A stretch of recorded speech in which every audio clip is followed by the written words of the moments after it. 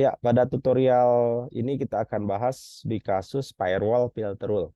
Jadi membahas bagaimana penggunaan fungsi filter rule di Mikrotik.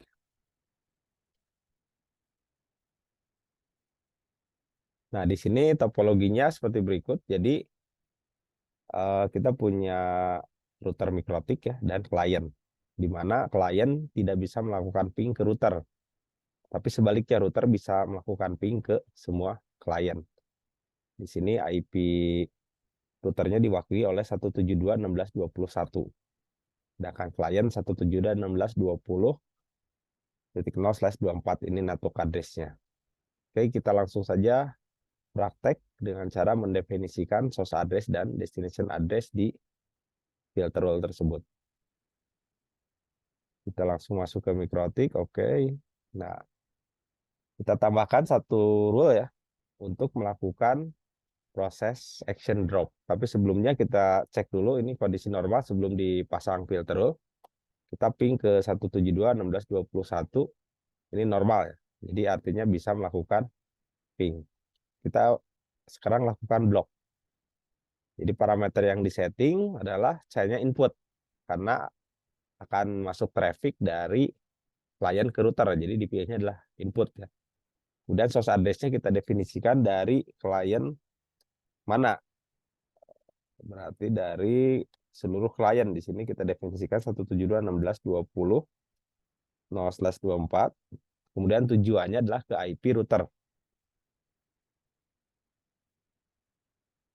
Oke, jangan lupa protokolnya kita pilih ICMP. Kemudian actionnya kita pilih drop. Nah, dengan parameter seperti ini, ketika ada klien yang akan ping ke router, maka akan di block. Kita tes. Sini.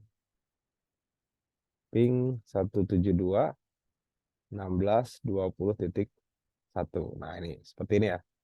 Jadi tidak bisa melakukan ping untuk semua klien. Nah, sekarang bagaimana jika dari router ingin ke klien ya? Kita tes dulu sebelum rule-nya kita setting. Kita cek kondisi normalnya seperti ini kan. Jadi kita ping ke klien ya 172.16.20.253.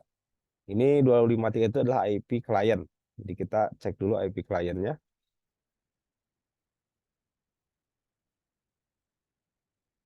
Nah, ini IP klien. Contoh satu klien dulu ya.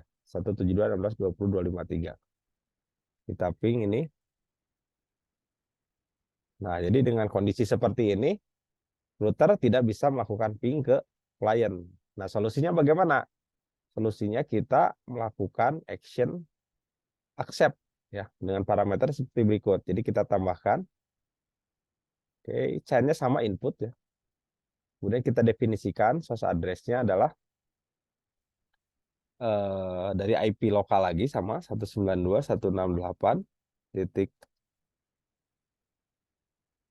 Maaf, jadi IP address-nya dari 172.16.20.0/24 ke IP router ya. IP routernya 172.16.20.1. Kemudian protokolnya sama ICMP. Nah, di sini action-nya adalah kita pilih accept ya. Play. Kemudian kita taruh di atas. Kita tes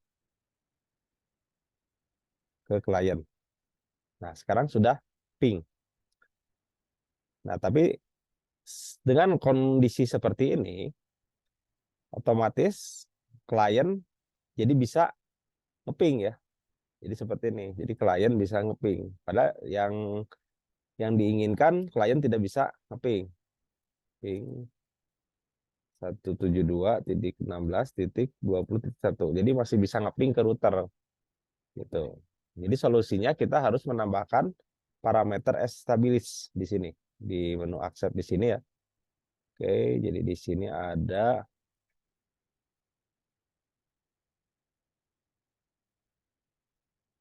connection state ya. Nah, ini kita pilih connection state. Nah, nanti kita aktifkan ini stabilis. Oke. Apply, oke. Nah, dengan kondisi seperti ini klien sudah tidak bisa melakukan ping lagi ke router. Ping 172.16.20.1. Oke. Tapi sebaliknya, router bisa melakukan ping ke klien. Ping 172.16.20.253. Nah, jadi seperti itu. Jadi kalau kita menginginkan kembali lagi topologinya ya. Nah, ini router bisa ngeping ke klien, maka harus mendefinisikan actionnya accept ditambah dengan stabilis. Oke. Jadi rule-nya tadi sudah dibuat seperti ini ya. Jadi pertama kita bikin drop dulu. Ya, ini mendefinisikan IP SAS address-nya dari IP lokal menuju ke IP router. Kemudian action-nya adalah drop dan protokolnya ICMP. Nah, itu kita bikin accept dengan parameter yang hampir sama, hanya bedanya nanti di sini ditambahkan adalah stabilis dan action-nya adalah accept. Oke. Jadi ketika ping ke semua klien yang ada di jaringan dari router,